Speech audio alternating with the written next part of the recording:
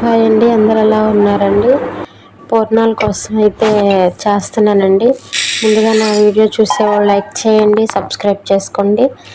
ఒక గ్లాసు పచ్చెనగపప్పు తీసుకోవాలండి. తీసుకొని ఒక గ్లాసున్నర వాటర్ పోసి మనం కుక్కర్లో పెట్టుకోవాలండి. కొంచెం నానబెట్టుకోవచ్చండి. కుక్కర్లో పెట్టుకున్న తర్వాత 3 విజిల్స్ వస్తే సరిపోతాయండి. 3 విజిల్స్ వచ్చిన తర్వాత ఈలోపు మనం పావు కేజీ పచ్చిశనగపప్పుకి 1/2 కేజీ బెల్లం తీసుకోవాలి. బెల్లం తీసుకుని మనం బాగా అది కొడితే దాంట్లో వేస్ట్ అయితే బాగా వచ్చిందండి. చూపిస్తా చూడండి. బాగా వేస్ట్ వచ్చిందండి. అది కొంచెం కరగ తీసుకుందామండి. ఫస్ట్ మనం కరగ తీసుకున్న తర్వాత దాన్ని టీ దాంట్లో వడకట్టుకుందామండి. నా వీడియో మాత్రం సబ్స్క్రైబ్ చేయడం మర్చిపోవద్దండి.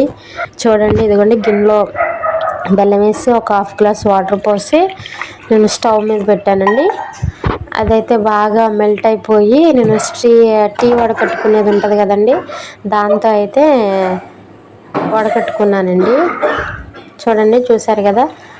ఇదిగోండి కొంచెం బాగా తిప్పుతూ ఉండాలి. అది తొందరగా మెల్ట్ అయిపోద్దండి, పాకం రాకుండానే.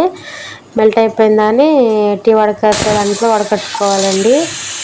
కుక్కర్ అయితే విజిల్స్ వస్తున్నాయండి. ఓ పక్కన విజిల్స్ వచ్చినప్పుడు లోపు మనం ఒక గ్లాస్ కానీ ఒక లోట లాంటిది కానీ తీసుకుని పెట్టుకుంటే మనకి ఈజీగా అయితే తొందరగా అది పడకుండా మన మీద కూడా పడకుండా కొంచెం ఈజీగా అయితే అవుతుందండి. చూసారు కదండి ఎంత చెత్త వచ్చిందో. ఇలాంటి చెత్త మనం బయట ఎన్ని తింటున్నామోనండి. బెల్లంలో అయితే చాలా వేస్టేజ్ వస్తుందండి. అయితే కొంచెం పెద్దది మందంగా ఉన్న గిన్నె పెట్టుకోవాలండి. స్టవ్ మీద అయితే పెట్టుకుని మనం అలా పొంగొచ్చి కొంచెం లైట్గా పాకం వచ్చే వరకు కూడా ఉంచుకోవచ్చండి. ఈలో పచ్చిశనగపప్పు అయితే బాగా ఉడికిపోయిందండి. చూడండి, దాన్ని అయితే మనం బాగా పప్పుతో స్మాష్ చేసుకోవాలండి. స్మాషర్తో కూడా చేసుకోవచ్చండి. పాకంలోనే యాలక్కాయలు ఒక 4 యాలక్కాయలు 4-5 యాలక్కాయలు వేసుకోండి. పావు కిలోనే కదండి పచ్చిశనగపప్పు.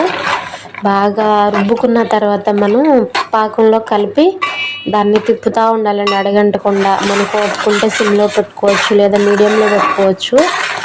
బాగా తిప్పేసేసుకోవాలండి. చూడండి, నైట్ టైం చేస్తున్నానండి.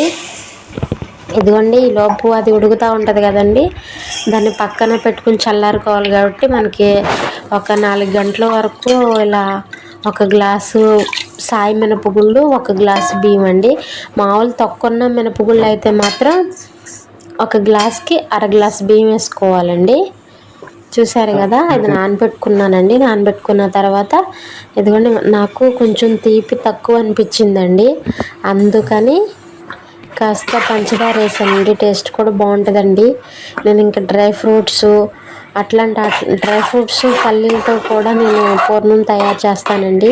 చూసారు కదా, నేనైతే నైట్ టైం అండి, 9 అవుతుంది టైము. ఆ టైంలో అయితే నేను అది ప్రిపేర్ చేసుకున్నానండి. చల్లారాలి కదా అనేసి. దాన్ని అయితే మీరు ఫ్రిడ్జ్లో కూడా పెట్టుకోవచ్చండి.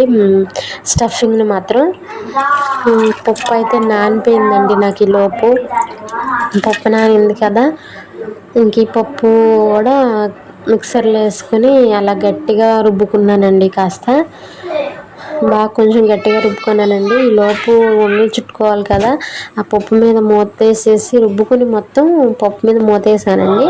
మూత వేసుకొని కాస్త ఉండలు కూడా చుట్టేసుకున్నాను. ఒక 1 అవర్కి అది కొంచెం పిండి అంతా అడ్జస్ట్ అవుతుందండి. ఓకేనండి. ఇప్పుడు చూడండి, పూర్ణాలు నేను స్పూన్తో వేసానండి. పొరపాటును కూడా మీరు స్పూన్తో వేయొద్దండి దయచేసి. స్పూన్తో అయితే రావట్లేదండి. మీరు చేత్తో వేసినప్పుడే నాకు బాగా వచ్చినాయి. స్పూన్తో వేసినప్పుడు మొత్తం చిందేసినండి. ఆయిల్ చూసారు కదా ఎలా అయ్యిందో. ఓకేనండి, thank you so much. Like